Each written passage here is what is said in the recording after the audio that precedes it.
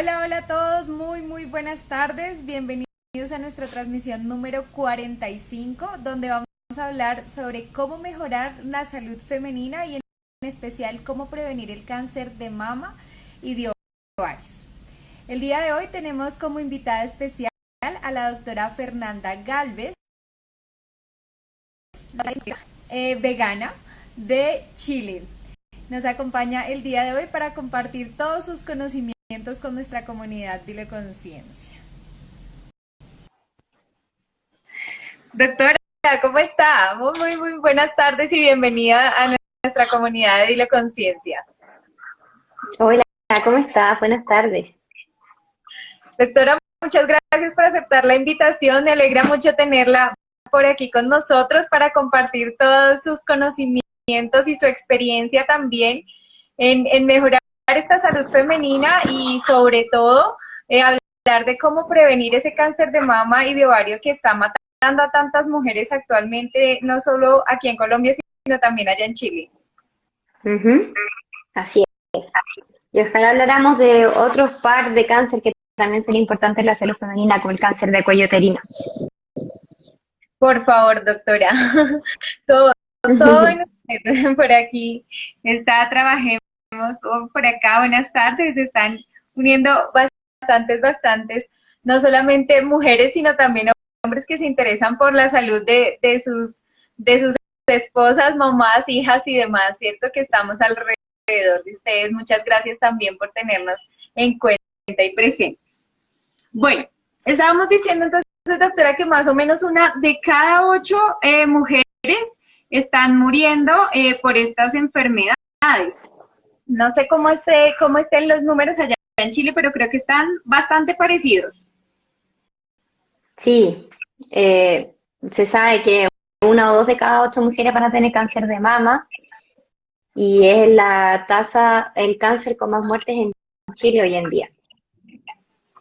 Y es un número bastante desalentador, lo que me lleva, doctora, a preguntarle qué podemos hacer para prevenirlo, ¿cierto? Porque pues se sabe que los hábitos de alimentación, ¿cierto? También de consumo y el estilo de vida, pues influyen mucho en este tipo de desarrollo de estos cánceres.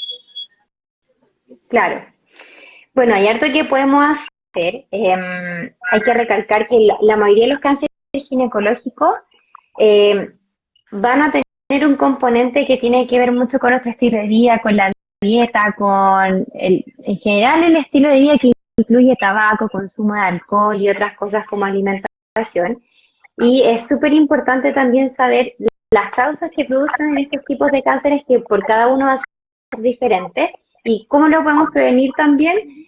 En Chile al menos, no sé cómo será ya en Colombia, pero acá hay programas del Ministerio de Salud en que hay programas de screening, o sea, de pesquisa temprana de los cánceres en las pacientes, y eso es súper óptimo porque están estipulados por edad, a qué le corresponde, a qué no, y qué le corresponde, qué examen, con el objetivo de pesquisar precozmente en ciertos cánceres, lesiones precancerosas, y en otros cánceres en estadios iniciales, como el cáncer de mama.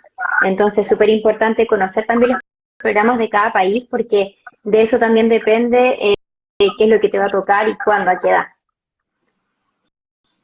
Ah, claro. Claro, por ejemplo, aquí lo que sí está el programa de la citología vaginal o pues Claro, Papá Nicolau anual, sí o sí, que pues estamos sí o sí, digamos que más que obligadas con el sistema, obligadas con nosotros mismas a realizarlo, ¿no?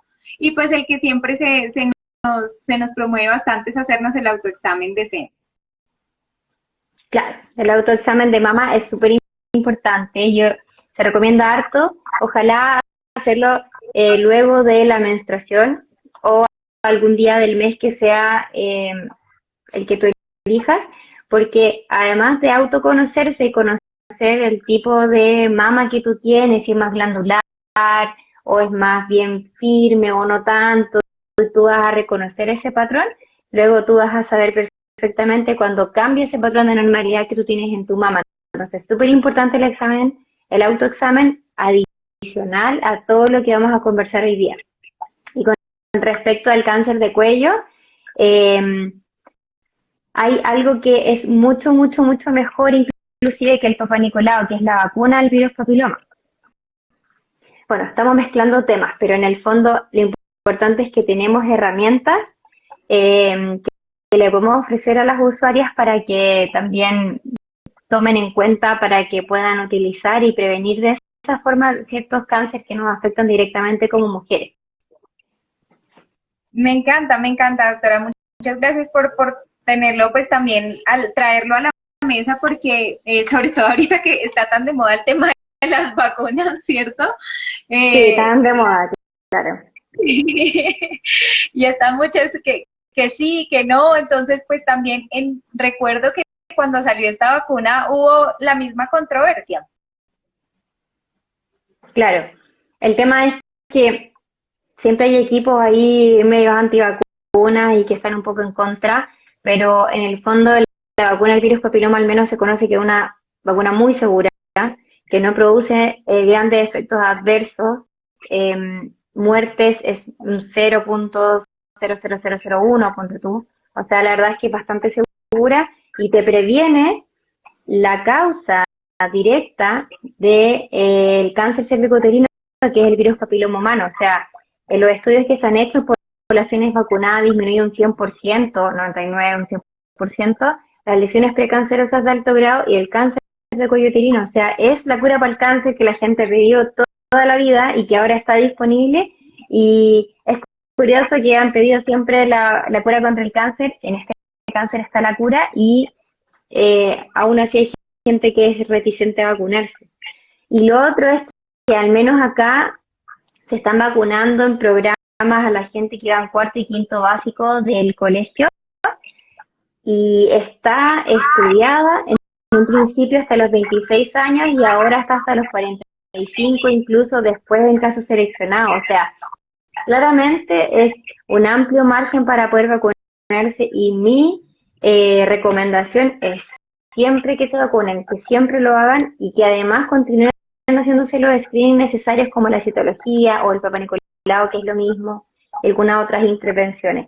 O sea, es súper importante también que lo conozcan para que lo puedan adquirir, porque si nadie se los enseña, las pacientes no tienen cómo saber en realidad. Pero totalmente, doctora, usted lo ha dicho, y yo creo que ese es uno de los grandes problemas si hablamos como pensando en la prevención, ¿cierto? Y en mejorar esta salud femenina. Cuando hablamos un poco de los programas, están muy enfocados, claro, por ejemplo, a la población que tal vez está en los colegios, que está en las universidades, ¿cierto? Que tal vez tiene un poco más de acceso a la información. Pero cuando nos ponemos a pensar en la población y el gran número de población femenina que no tiene ese acceso a la información y que básicamente son las que están sufriendo las consecuencias. Claro. Y somos nosotros también como profesionales del área de la salud que tenemos que educar a nuestras pacientes y darle las herramientas para que ellas también puedan aprender. Porque la información se obtiene por internet, pero no siempre la información de internet o de redes sociales es 100% verídica. Entonces somos nosotros que tenemos que partir con la educación a nuestras pacientes y eso es súper importante.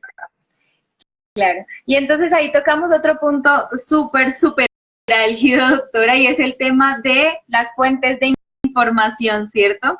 Que nos están llegando.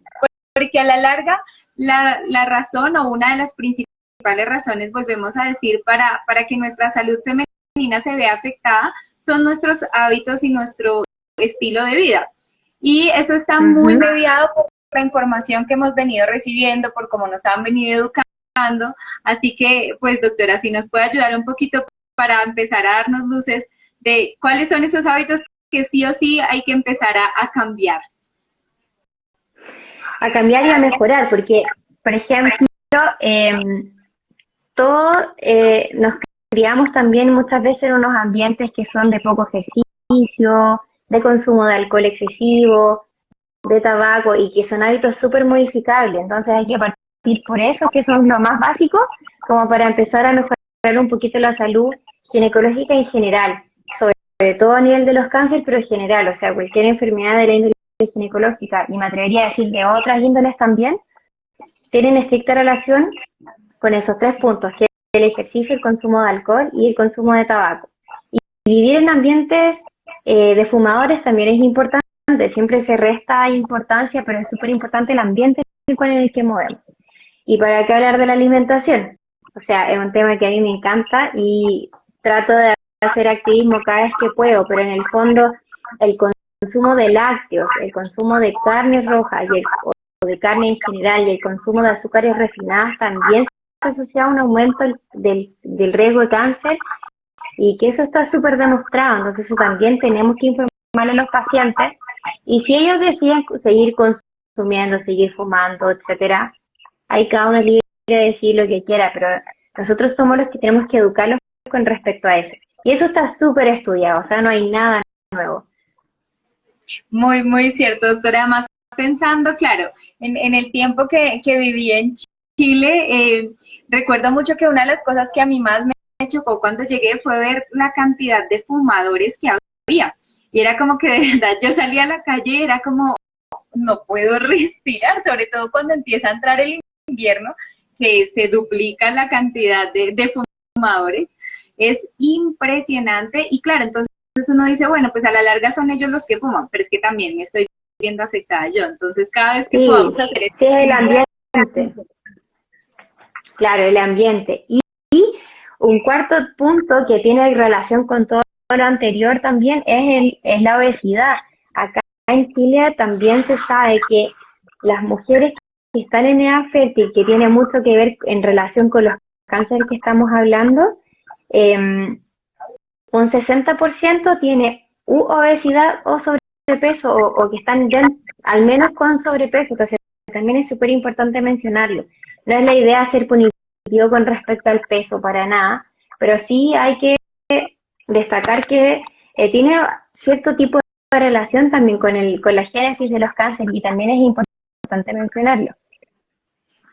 pero por supuesto, doctor, porque además, doctora, cuando hablamos de obesidad, claro, uno lo primero que hace es imaginarse a una persona muy, muy, muy pesada, ¿cierto? Pero es que recordemos que hay flacos obesos, ¿cierto?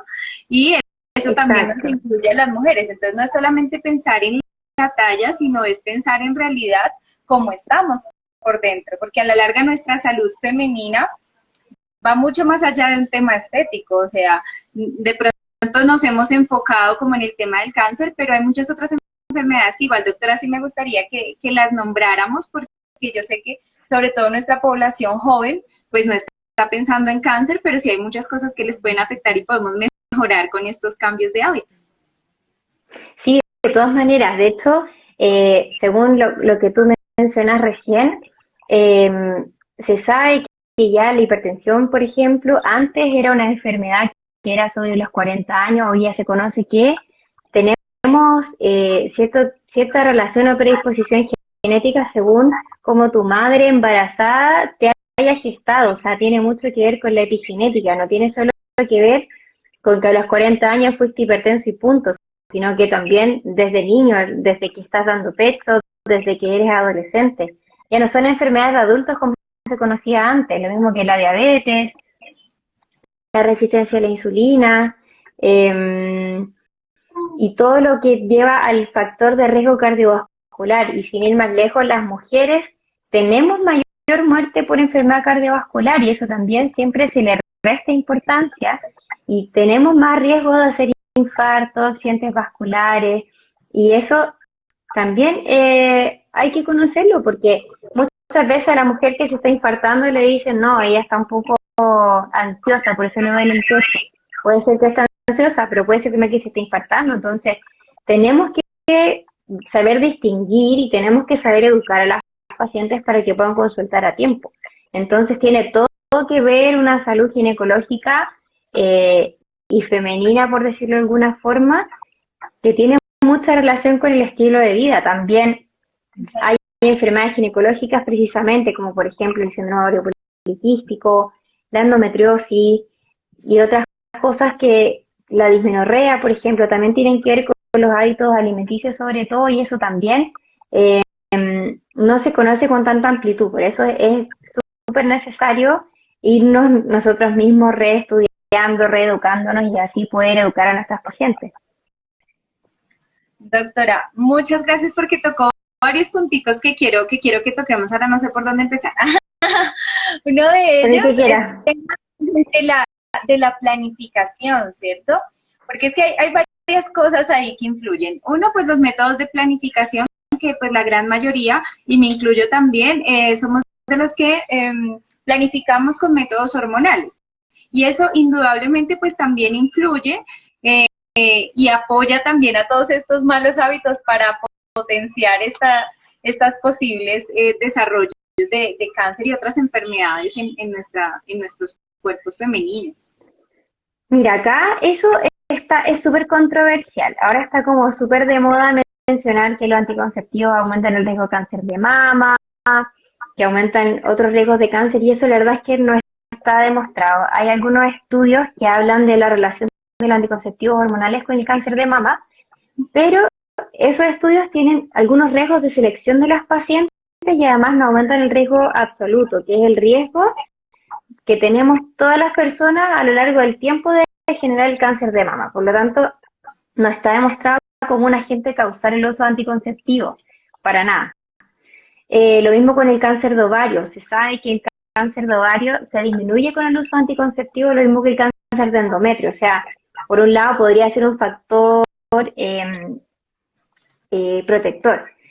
El único cáncer que se ha demostrado, no una causalidad, pero es una relación, es el cáncer de cuello uterino con el uso de anticonceptivos orales. Y se cree que puede ser que como la mujer usa anticonceptivos, no usan otro tipo de método de barrera para la prevención de enfermedad de transmisión sexual, puede ser una de las teorías, pero es el único, el resto no está demostrado. Y qué importante es, doctora, que acaba de nombrar, porque es cierto, nosotros tal vez a veces cuando estamos en pareja nos olvidamos un poquito de la importancia que tiene seguir cuidando de nuestra salud femenina, tal vez por sobreponer, ¿cierto? O priorizar otro tipo de cosas. Entonces, claro, yo priorizo mi planificación sí o sí, porque pues en este caso todavía siento que no es mi momento de quedar en embarazo, pero se me olvida tal vez que el método de barrera sigue siendo no solamente un tema de embarazo, sino también de protección de estas enfermedades tan importantes como las de cuello uterino. Y no solo la de cuello uterino, también el VIH, SIDA, eh, clamidia, gonococo, sífilis, hepatitis B, herpes, que son una de las grandes pandemias silenciosas que estamos viviendo hoy en día y que nadie habla de ellas. Nadie habla del virus papiloma humano, nadie habla de la clamidia, que es la enfermedad de transmisión sexual más frecuente en las menores de 25 años y que siempre hay que buscarla, eso tampoco se habla. Entonces, ahora todos hablan del COVID nomás, la vacuna del COVID y el COVID, y no es solo Pandemia. eso. Y lamentablemente por la pandemia ha sucedido mucho que se han diferido los controles ginecológicos por un poco de guardarse en la casa, tener un poco de temor a salir. Y lamentablemente hemos recibido en el hospital, al menos donde yo trabajo, muchas mujeres jóvenes bajo 35 años con cáncer. Entonces hay que tomarle el peso de continuar con sus controles. Podemos tomar medidas que sean suficientemente necesarias para continuar con los controles ginecológicos, como el lavado de manos, la mascarilla bien puesta, guardar la distancia necesaria. Se puede programar un control anual si es solamente una visita. Estamos yendo a otras partes que son mucho más riesgosas, por ejemplo, ir al supermercado, ir a algún centro comercial, qué sé yo. Es mucho más riesgoso que ir a un control ginecológico, donde todos estamos guardando todas las medidas necesarias. Sí, sí, de verdad que yo creo que este tema de la salud femenina también ronda mucho el tema del amor propio, doctora, de esa autoestima y de decir, oiga, todo esto que yo tengo aquí, tengo que valorarlo, tengo que cuidarlo y cómo lo voy a hacer. Pues entregándole lo mejor, haciéndome todos los exámenes necesarios, preguntando también, porque también es un tema de no dejar y comer entero, sino de preguntar y decir, bueno, esto es lo mejor para mí o voy a buscar otra opción y de encontrar profesionales también que estén dispuestos a abrirnos las puertas y a escuchar todas nuestras preguntas, porque hay que ser honestos, doctora, y es que a veces con el tema ginecológico, primero pues uno siente algo de pudor, ¿cierto? A pesar de que uno está frente a un profesional como usted, pero también está el tema tabú, ¿cierto? Y el dejar que me digan y yo no pregunto nada. Claro, es súper importante eso que tú mencionas, porque yo creo que la atención en salud ha estado cambiando un poco, ha estado tornándose un poquito distinto a como al menos a mí me enseñaron en la universidad, y que tiene mucho que ver con escuchar la necesidad que tiene la mujer al frente. Y de eso también tiene que ver las necesidades que ella tiene, cómo lo vamos a enfrentar y qué herramientas le estoy dando yo para poder hacerlo. Y eso también implica más tiempo, implica un poquito más de otras inversiones dentro de la consulta. No hablo de inversiones monetarias, sino que implica un poquito más de inversión desde nosotros mismos, o sea, darnos el tiempo de poder escuchar, darnos el tiempo de poder enseñar, y eso lleva tiempo. En una consulta de acá, por ejemplo, en Chile las consultas duran entre 12 y 15 minutos. Es difícil hacer una consultoría tan clara en 15 minutos. Entonces, por eso que yo invito a que las consultas sean un poquito más largas, sean un poquito más laxas, porque yo creo que hoy en día las pacientes no son números, cada paciente es un mundo distinto y necesita ser escuchada y necesita resolver sus dudas y que se vayan conformes con la visita del doctor, si no, no tiene mucho sentido. Es como ir al supermercado, comprar un kilo pan y chao, ya el kilo pan, listo, termino. Y no es la idea.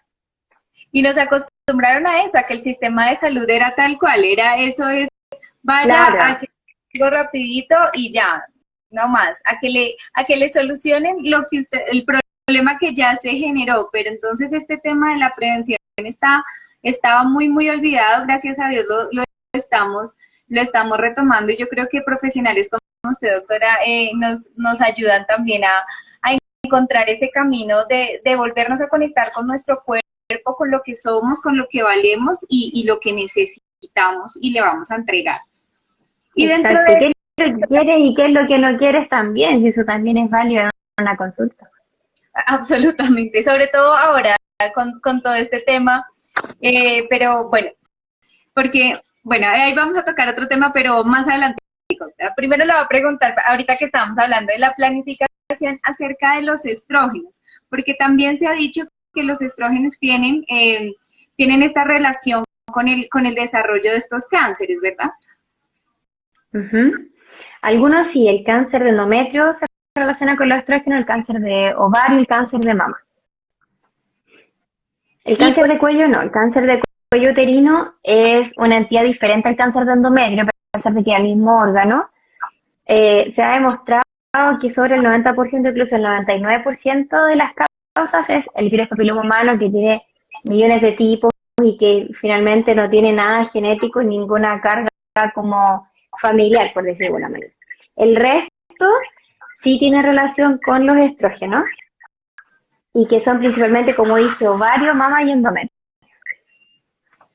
y en ese caso, doctora, por favor, díganos, porque claro, uno piensa en estrógenos y piensa, por eso lo traje a colación, porque piensa en las hormonas de planificación, pero en realidad los estrógenos vienen por cantidades alarmantes en otros productos y cositas que consumimos. Por favor, doctora, démosle luz a todas estas mujeres que nos están viendo ahorita.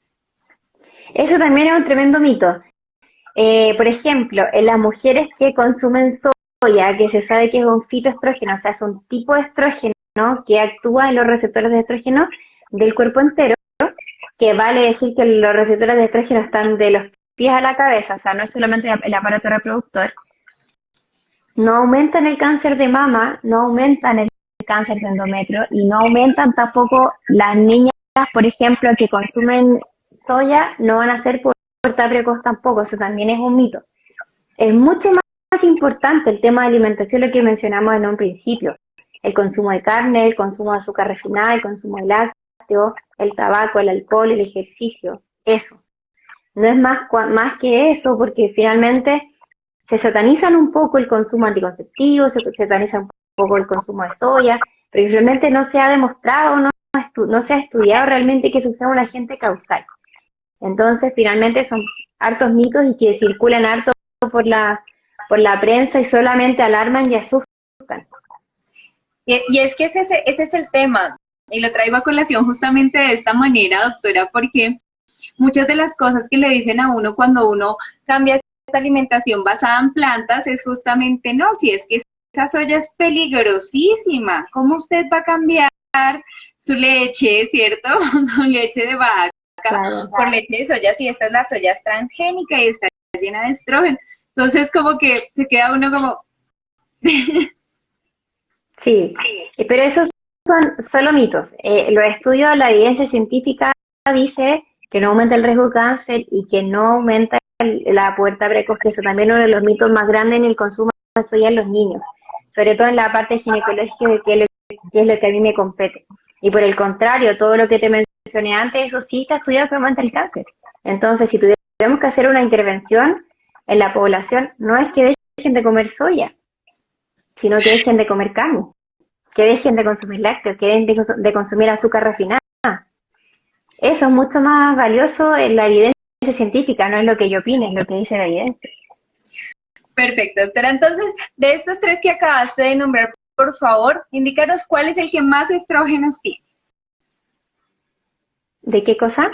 De la carne, la leche, los productos lácteos, bueno, y el azúcar Es que no, refinado. no, no es que tengan, no es que tengan más estrógeno, es que se asocia a un ambiente inflamatorio completo y eso aumenta el riesgo de cáncer. Y de Perfecto. enfermedad cardiovascular, y de diabetes, y de hipertensión, y de muchas otras cosas. Claro, y si a esto lo unimos además, por ejemplo, con lo que veníamos hablando de la obesidad, pues lo que hacemos es una bomba. Claro, en la obesidad ocurre algo que es particular, porque en las mujeres que son obesas, la obesidad se define como el aumento de la grasa corporal, independiente del peso, del IMC y esas cosas que no tienen mucha importancia. La grasa a nivel periférico produce estrógeno, produce mayor estrógeno que el que nuestro cuerpo produce, por lo tanto, la cantidad de estrógeno que se produce es mucho mayor y está exponiendo a ese cuerpo a tener mayor estrógeno, por eso se asocia a cánceres que son estrógenos dependientes, como el cáncer de mama, como el cáncer de endometrio.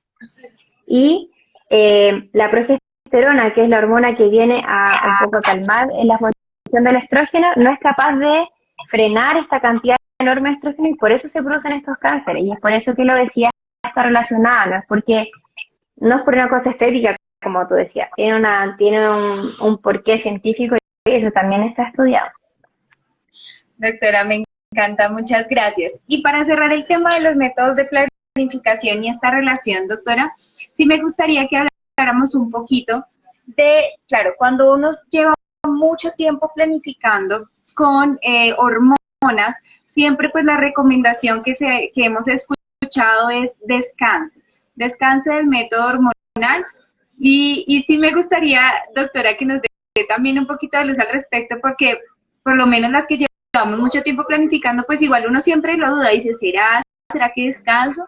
Pero pues a la larga siempre pues prima lo que hablábamos y es qué es lo que yo estoy decidiendo sobre mi cuerpo. Y yo en este momento decido que no quiero quedar embarazada y por ende sigo planificando con mi método que además que es con el que yo ya me siento tranquila, que me ha funcionado, ¿cierto? Que no va a tener un susto y cosas así. Claro. Mira, acá algo de lo más importante con respecto a los anticonceptivos es que siempre se expongan los riesgos y que la mujer o la pareja decidan. En el fondo, los anticonceptivos hormonales no se pueden, o sea, se pueden usar todo el tiempo que sea necesario mientras la usuaria de anticonceptivos no tenga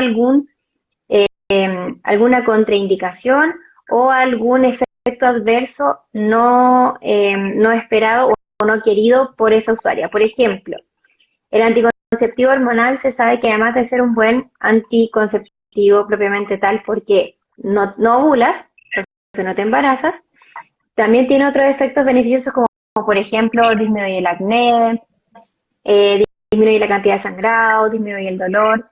Y si la usuaria está feliz con esos efectos, que son efectos esperados, se mantiene el método anticonceptivo todo lo que sea necesario. Ahora, aquella que no está contenta y que se cuestiona usar hormonas todos los días y que quiere buscar otra opción, también existen. La idea no es satanizar el anticonceptivo todo el tiempo. Yo siento que acá no hay una receta de cocina, sino que hay que elegir caso a caso y qué es lo mejor para cada usuario y para cada pareja. El tema de suspender el anticonceptivo tiene un pero que es súper importante, que el riesgo de trombosis de usar anticonceptivos, que es harto más alto que el de las vacunas, vale mencionar así en paréntesis, Gracias, doctora, eh, por mencionarlo. es mucho mayor y que aún así sigue siendo bajo, te fijáis, porque si no nadie usaría anticonceptivos, es que los primeros 6 meses de uso es el mayor riesgo de trombosis. Entonces, si es que tú ya llevas, no sé, 10 años usando anticonceptivos y lo suspendes y luego lo vuelves a reiniciar, esos meses de reinicio vuelves a tener riesgo de trombosis. Entonces, la idea de descansar, porque hay que descansar de las hormonas, también es súper mito. Al final tú tienes que continuar con tu método anticonceptivo hasta que o te aburras o quieras embarazarte o aparezca un efecto adverso no deseado o que efectivamente tengas alguna contraindicación para el uso anticonceptivo. Pero no hay que suspender porque sí, porque en el fondo suspender el anticonceptivo, hay muchos mitos como para descansar, para que el cuerpo se desintoxique, para que el cuerpo no se llene de hormonas, y la verdad es que eso es bien relativo, son hormonas exógenas claramente, pero que no producen ninguna intoxicación. De hecho, tú suspendes tu anticonceptivo y al mes siguiente ya no hay hormonas de tu anticonceptivo dando vuelta, no es que se queden ahí toda la vida. Entonces también son mitos, pero que uno tiene que explicarlos de esa forma para que los usuarios entiendan cuándo y por qué suspenderlo y no suspenderlo por si acaso. Porque si no te puedes embarazar, si no tomas otras precauciones y si no es tu deseo en ese momento, no tiene mucha gracia. Claro, doctora, y de verdad, muchas gracias porque yo creo que este ha sido tema de conversación de varias de esas reuniones de mujeres y es los métodos de planificación, ¿cierto? ¿Cuál le ha funcionado, cuál no? Es que a mí sí, pero a mí no, y a la larga es eso, es que es un proceso individual en el que cada cuerpo es diferente, en el que cada una de nosotras define lo que quiere, pero sobre todo saber que no hay problema. Yo creo que eso de verdad es una gran noticia para muchas de nosotras, doctora, y es porque es ese susto que siempre nos han metido a él, es que usted se está llenando de hormonas y entonces cuando quiera quedar embarazada no va a poder, ¿cierto? O le va a dar esta resequedad vaginal, que es otra de las cosas que siempre, con las que nos amenazan bastante. Me gustaría que habláramos un poquito de ella, y es que cuando se supone que cuando uno usa mucho tiempo, entonces le va a llegar como esa resequedad vaginal mucho más pronto, y eso pues obviamente conllevaría otros problemas de nuestro aparato reproductor femenino. Entonces, ese tipo de cosas de verdad que dañan mucho la imagen del anticonceptivo y se puede uno estar conviviendo de seguir decidiendo por sí mismo por miedo a que sucedan otras cosas. Sí, lo importante de la sequedad vaginal es que el anticonceptivo no permite un ciclo menstrual normal, o sea, no hay una variación hormonal para producir una ovulación y posteriormente producir la menstruación. Es por eso que la gran cantidad de anticonceptivos, hay algunos que mejoran mucho el acné, por ejemplo, otros que no lo mejoran tanto, y aquellos que son como más potentes para mejorar el acné, la piel grasa, entre otras cosas, son los que tienen más efectos con respecto al nivel de la libido y de la sequedad vaginal. Y eso podría ser un efecto adverso no deseado que podría eventualmente usarse como para cambiar el anticonceptivo por ese motivo y eventualmente imponer o presentarle otras opciones. Pero claro, no es que te vaya a llegar la menopausia antes, no, tampoco te va a dejar infértil, eso tampoco está demostrado. De hecho, se sabe que no hay diferencias en las usuarias de anticonceptivos versus las no usuarias con respecto a la fertilidad. O sea, si a ti te cuesta después de suspender tu anticonceptivo quedar embarazada, no es por el anticonceptivo ni por todos los años que lo usaste, sino porque tú traes una carga de infertilidad con tu pareja que no te permite, y eso hay que estudiarlo. Pero no tiene relación directa con el tiempo ni el tipo de hormona que hayas usado como anticonceptivo. Uy, doctora, qué gran mito que acaba de derrumbar. Disculpa. porque ese, no, doctora, salud. Ese es uno de los más grandes. Cuando uno lleva tanto tiempo, eso le va a quedar muy difícil quedar embarazada y es de verdad una de las Ujú. razones por las que muchas deciden no utilizar métodos hormonales y a la larga terminan teniendo bebés sin quererlo por evitar estas cargas hormonales tan pesadas que estábamos teniendo. Igual hay opciones de métodos anticonceptivos naturales y que son igual de efectivos, pero que eso también requiere un entrenamiento y requiere que el personal de salud que te está evaluando te lo exponga y te lo indique como una opción. Así que hay opciones para todos los gustos, para todos los tipos de personas. La verdad es que hay para todos. Como te decía, no es una receta de cocina, lamentablemente. No es que uno sirva para todos, sino que hay que elegirlo según caso a caso y según todas las indicaciones y contraindicaciones que tenga cada mujer. Genial, doctora. Y finalmente hay otro puntito también con respecto a la salud femenina y la planificación, y es el tema de la menorrea, doctora. Cuando nos deja de llegar el periodo durante mucho tiempo, entonces también muchas entran en pánico, ¿cierto? Y es como, ay, ahí es cuando empieza uno a pensar, es que me voy a quedar infértil. Claro, lo que pasa es que, como dije anteriormente, el anticonceptivo hormonal no produce ciclo menstrual. El sangrado que se genera es porque al momento de suspender el anticonceptivo o la semana de descanso, por ejemplo, el cuerpo sensa que bajan estas hormonas y se produce la descamación del endometrio. Y este anticonceptivo, al ser tan anovulatorio, produce que el endometrio, que es la capa que uno descama cuando va a menstruar, esté muy delgadito. Entonces, cuando te toque sangrar, muchas veces va a ser un sangrado muy escaso, muy poquito, incluso no vas a sangrar. Pero acá lo relevante es contarle a las usuarias que mientras estén tomando, por ejemplo, la pastilla todos los días, como corresponde, el efecto anticonceptivo no se ha perdido y que por el contrario, tener o no tener sangrado no es relevante en estos casos. Y eso también hay que contarlo para que la usuaria no se asuste y no lo suspenda pensando que o está embarazada o que va a quedar infértil. Entonces los patrones de sangrado están más o menos estudiados según el anticonceptivo que tú vas a usar y es importante mencionarlo antes de empezar el anticonceptivo y durante, porque eso mejora la receptividad de los síntomas de las pacientes y también la durabilidad del uso del anticonceptivo. Por ejemplo, el Implanol, que es el implante subdérmico que va en el brazo, producen un gran porcentaje de menorrea. Si tú no le dices a las pacientes que pueden caer en amenorrea, se asustan porque piensan que están embarazadas. Entonces, eso hay que conversarlo a cabalidad. ¿Verdad? Me apunto a ese número, doctora. Que claro, ¿Listo? porque nosotros aquí tenemos uno que se llama Yadel y dura 5 años.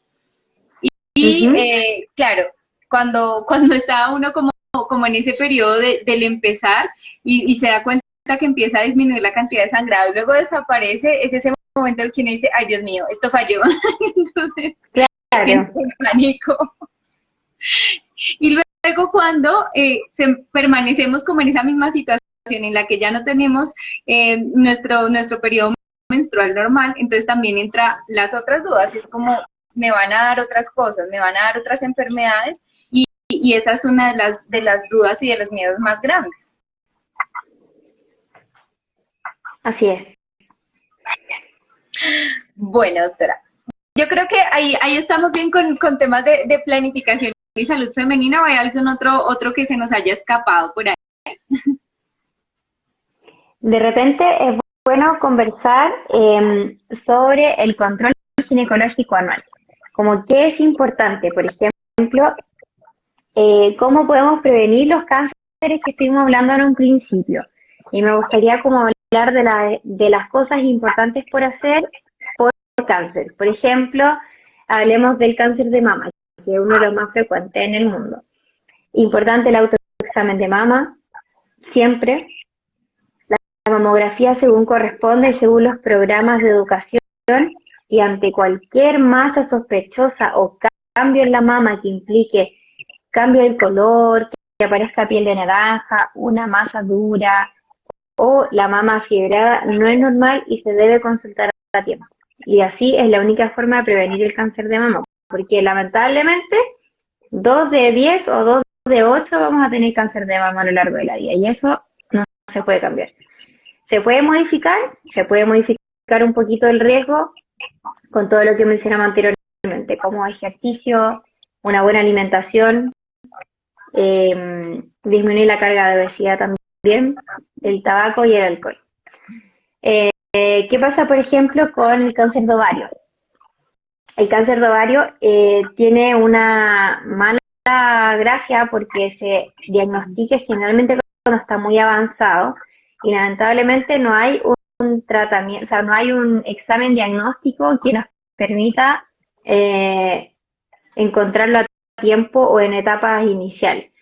Y ahí lamentablemente hay una carga genética que es importante y más que en realidad conocer los síntomas del cáncer de ovario son súper inespecíficos, así que más que nada un control ginecológico anual, más que otra cosa. ¿Qué pasa con el cáncer de endometrio, que es el cáncer de la parte más alta del útero? Esto también es importante conocer cuáles son los factores de riesgo, que es ser obeso, hipertenso, diabético, tener estados precancerígenos de endometrio, el consumo de tabaco, el consumo de alcohol. Y eso se puede modificar, obviamente, y también estar atento a los sangrados, porque esto ya es un poquito alejado más de la fértil, sino más tirado hacia la premenopausia y la posmenopausia. Ahí hay que estar atento a los cambios de patrones de sangrado para estar alerta a cuando estudiar un poco más a las pacientes. Este cáncer en un principio, como decía, era como ya más tirado hacia la perimenopausia, pero ahora, como los hábitos de nuestras mujeres no están tan buenos, hemos diagnosticado este tipo de cáncer cercano a los 35 años, así que no hay que dejar de sospecharlo en las pacientes que tienen factores de riesgo.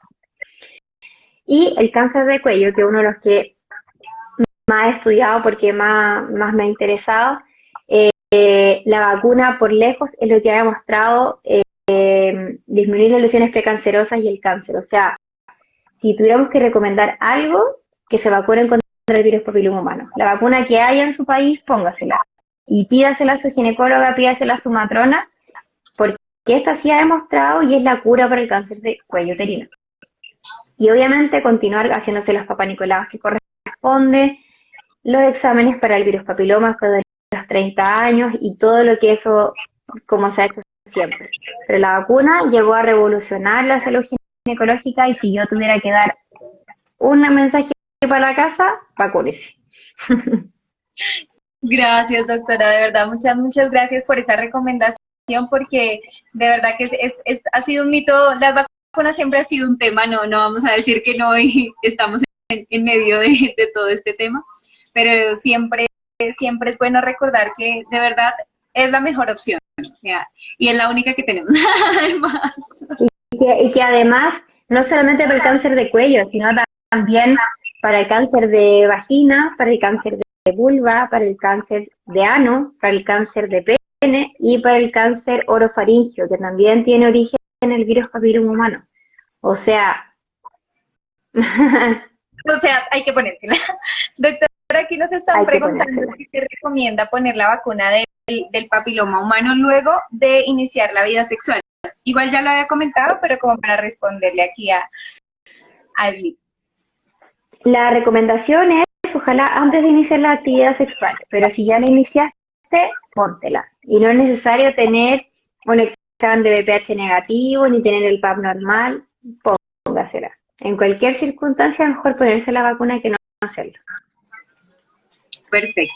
Muy bien, doctora. Cerrando entonces un poquito el tema ya de la planificación y quiero que nos metamos un poquito en el tema de las dietas y de la alimentación, porque pues ya hemos nombrado varios alimentos que están directamente relacionados con, o pues que se ha demostrado que tienen relación directa con el desarrollo de estos tipos de cáncer, pero también pues sabremos un poquito de cuáles nos pueden ayudar a prevenir, ¿cierto? Y por cuáles deberíamos inclinarnos y cuáles definitivamente ojalá se queden fuera de nuestra casa y que hagamos de nuestro hogar un lugar seguro.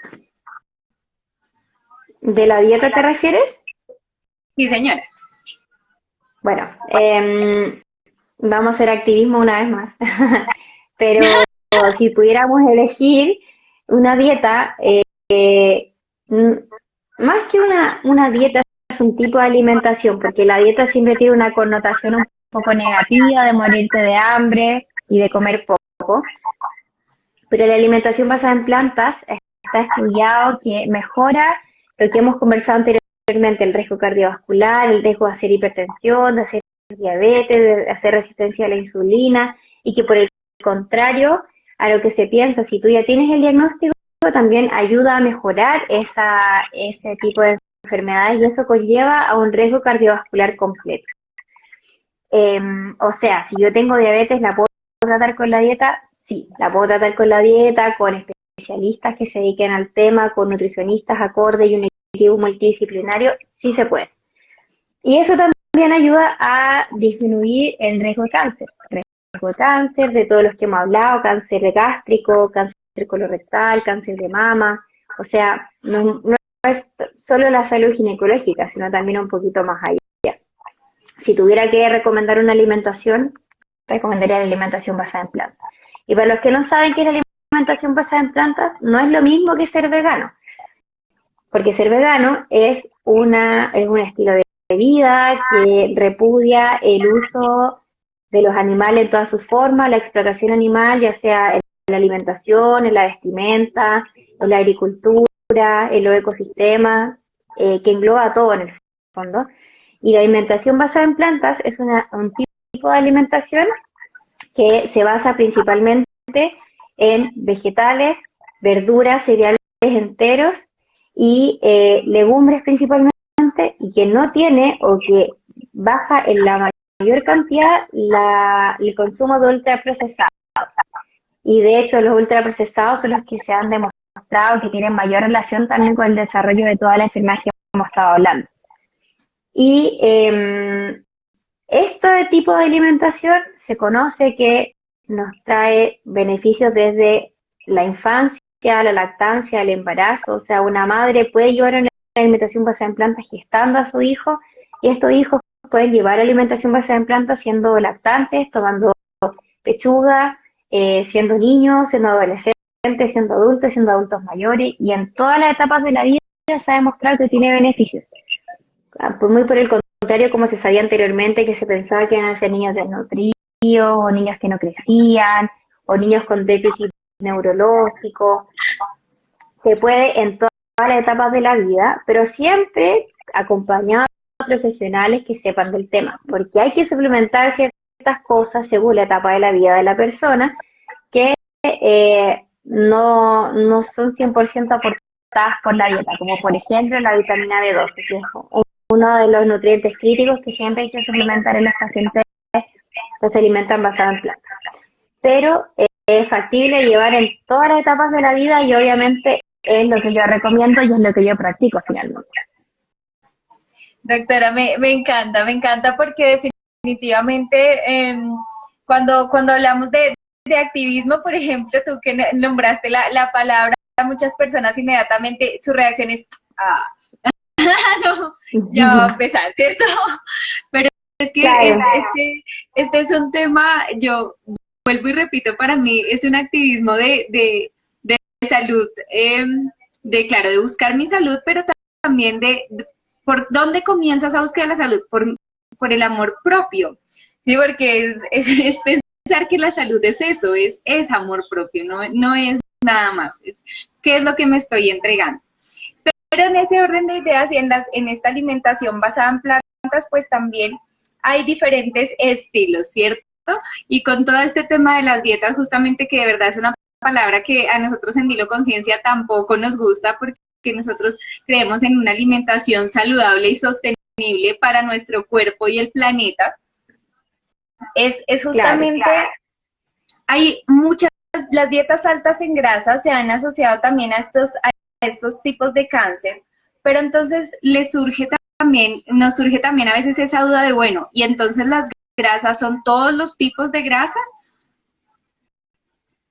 No, en general no se recomienda las grasas que son más saturadas, o los que son del omega, los omegas que son de mala calidad.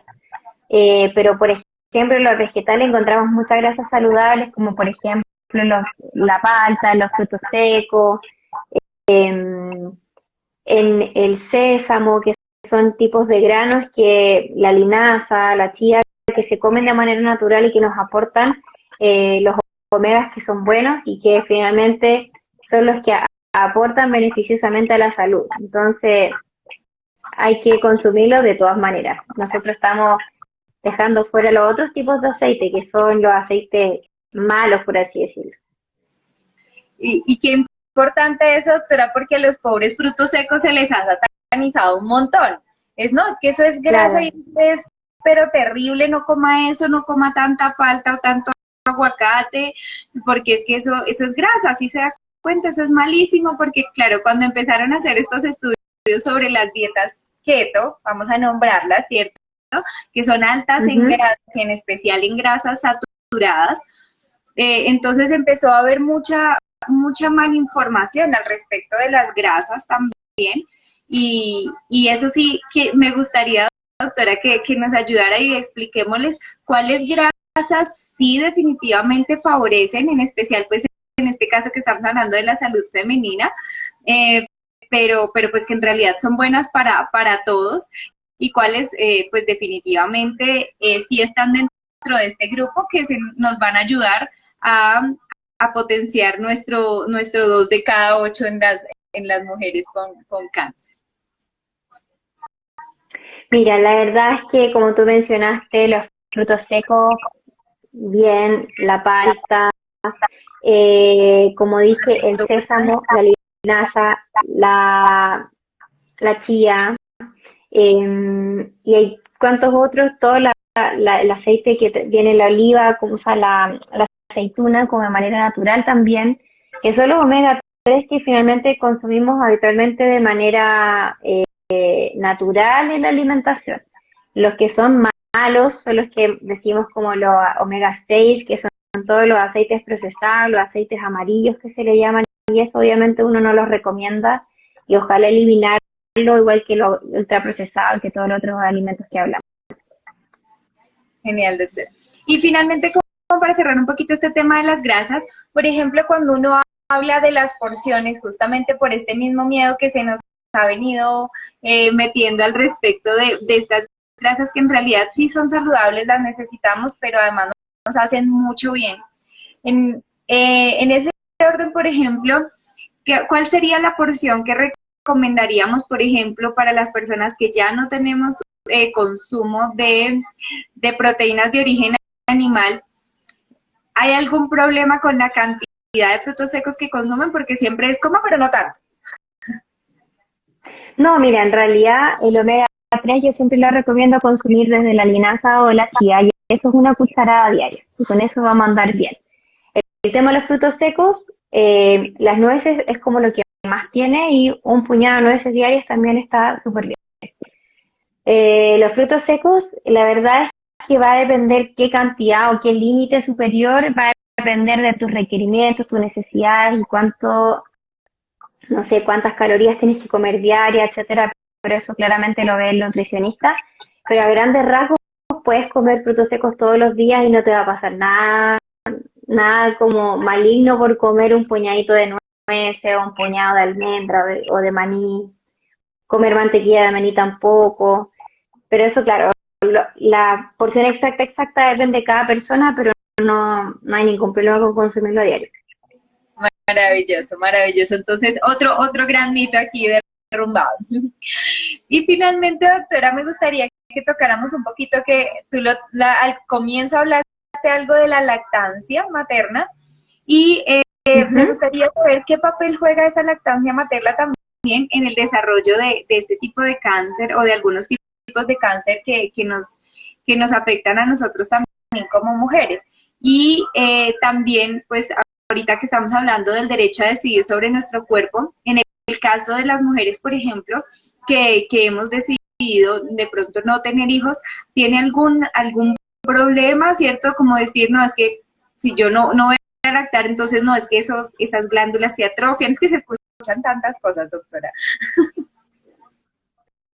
Sí, mira, la verdad es que lo que tú decías de no tener hijos eh, se ha asociado al aumento del riesgo de cáncer de ovario, por ejemplo.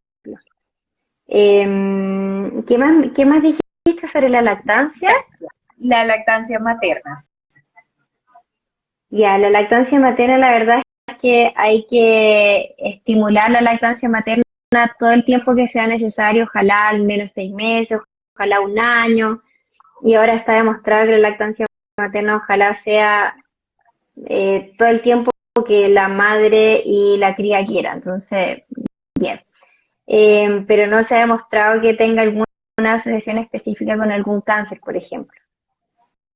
Por el contrario, según había leído, doctora, y me corrige por favor si estoy mal, al Ujú. contrario, los estudios han demostrado que quienes lactan, las mujeres que lactan, en cambio, tienen menos riesgo a desarrollar este tipo, por ejemplo, cáncer de mama. Sí, la verdad es que no hay ninguna asociación negativa, al menos con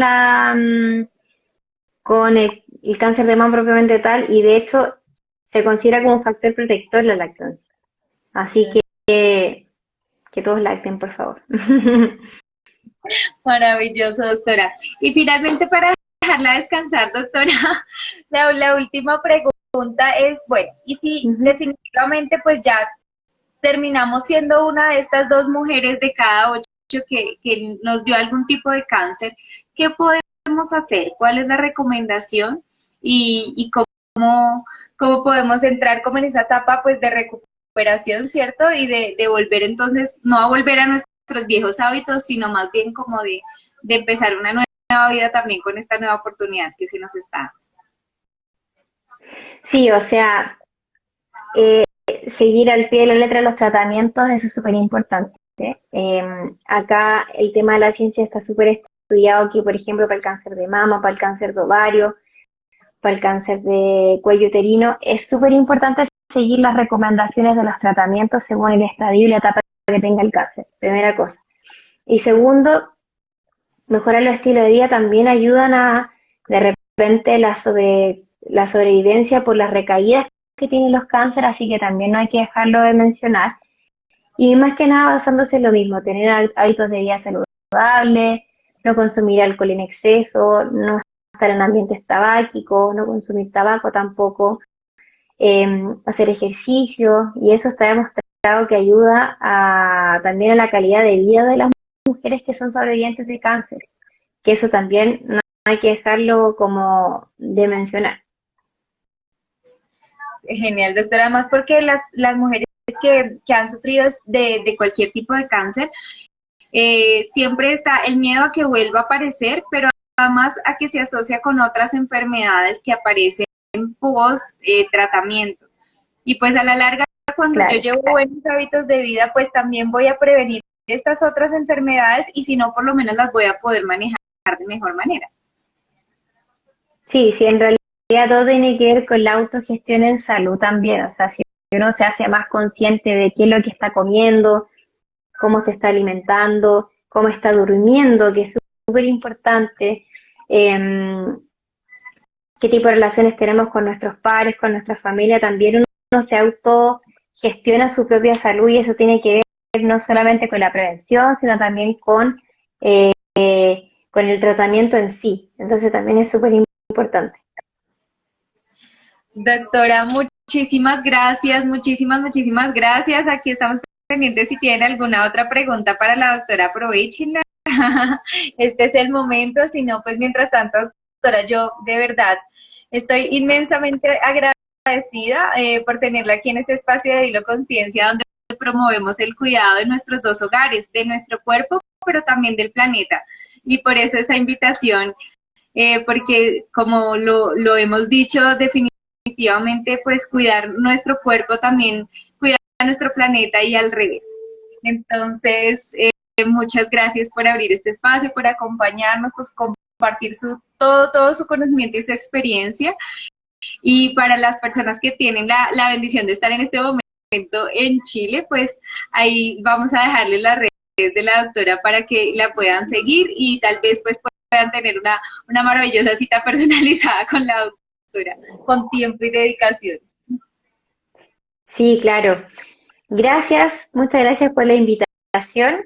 Ojalá que Dilo Conciencia crezca harto y puedan tener mayores instancias educativas, que es súper importante para nosotros, porque nosotros también crecemos y también crece la gente que se educa y eso, pucha que es rico. Y nada, síganme en @laginebegui, no solamente de Chile, me pueden seguir de otros países también. Y sigan las publicaciones que estoy subiendo, que también tiene mucho que ver con lo que hemos hablado en este live. Así que nada, muchísimas gracias por la invitación y un abrazo grande. Gracias, doctora, lo mismo para usted. Fuerte abrazo y linda noche por allá. Nos estamos hablando, las puertas Chao, de conciencia siempre abiertas para usted, doctora. Un abracito, muchas chao. gracias. Chao.